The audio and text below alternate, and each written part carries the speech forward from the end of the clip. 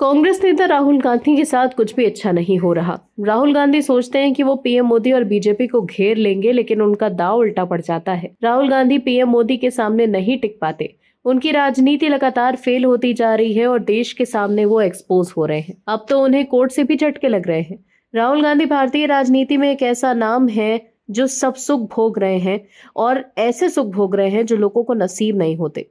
राहुल गांधी ये सब इसीलिए भोग पा रहे हैं क्योंकि उनका जन्म गांधी परिवार में हुआ। एक खास परिवार के होने की वजह से राजनीति में वो लगातार ऊपर की सीढ़ी चढ़ रहे हैं। मानो बिना किसी योग्यता के किसी जैक लगाकर राहुल गांधी पहले सांसद बने और उसके बाद नेता प्रतिपक्ष बन गए। इस देश का नेता जो लोग जन्मदिन प्लेन में और घूमने के लिए भारतीय नौसेना का विमान ले लेते थे, वो लोग टिप्पणी करते हैं वीर सावरकर पर, जिस व्यक्ति ने अपना सब कुछ छोड़कर देश की आजादी के लिए अपने आप को खपा दिया। और फिर बाद में जिस जातिवाद को लेकर आज राहुल गांधी कांग्रेस के दशकों के राज के बाद भी उन्हें बराबरी का हक दिलाने की बात करते हैं, उस जातिवाद को खत्म करने के लिए वीर सावरकर ने अपने आप को पूरी तरह से खपा दिया और दलितों को उनका हक दिलाया। लेकिन ऐसे वीर सावरकर का अपमान कर राहुल गांधी अपने आप को हीरो समझते हैं।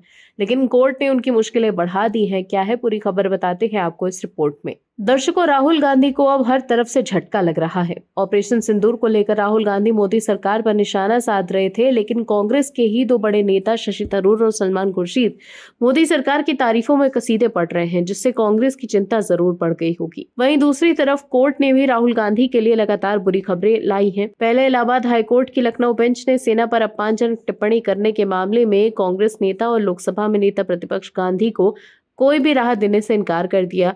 वहीं अब पुणे की एक अदालत ने राहुल गांधी की वो याचिका खारिज कर दी जिसमें उन्होंने सावरकर के पोते सत्यकी सावरकर की मां की वंशावली से जुड़ी जानकारी मांगी थी। ये मामला वीडी सावरकर को लेकर राहुल गांधी द्वारा लंदन में किए गए एक भाषण पर आधारित मानहानि की शिकायत से जुड़ा है। न्यायिक मजिस्ट्रेट अमोल शिंदे ने कहा है कि ये मामला कथित अपमानजनक भाषण से जुड़ा हुआ है, ना कि हिमानी अशोक सावरकर के फैमिली ट्री से। हिमानी सावरकर महात्मा गांधी के हत्यारे नाथूराम गोडसे के छोटे भाई गोपाल विनायक गोडसे की बेटी थी। राहुल गांधी की ओर से अधिवक्ता मिलिंद पवार ने तर्क दिया कि शिकायतकर्ता ने अपनी पितृपक्ष की जानकारी दी थी, लेकिन मातृपक्ष की जानकारी नहीं दी, जो कि सुनवाई के लिए आवश्यक है। अदालत ने इस तर्क को खारिज कर दिया और कहा कि ये जानकारी इस मामले में प्रासंगिक नहीं है। साथ ही कोर्ट ने सत्यकी सावरकर की वो याचिका भी खारिज कर दी जिसमें उन्होंने राहुल गांधी की जमानत रद्द करने की मांग की थी। सावरकर ने आरोप लगाया था कि मामला 10 जनवरी 2025 के सुनवाई के लिए तय है, लेकिन राहुल गांधी जानबूझकर अपनी दलील दर्ज नहीं करवा रहे और देरी कर रहे हैं। अदालत में पाया गया कि राहुल गांधी को व्यक्तिगत पेशी से स्थायी छूट दी गई है और उनके द्वारा मामले को टालने के लिए कोई ठोस सबूत नहीं है। इसीलिए सावरकर की जमानत रद्द करने की मांग भी खारिज कर दी गई।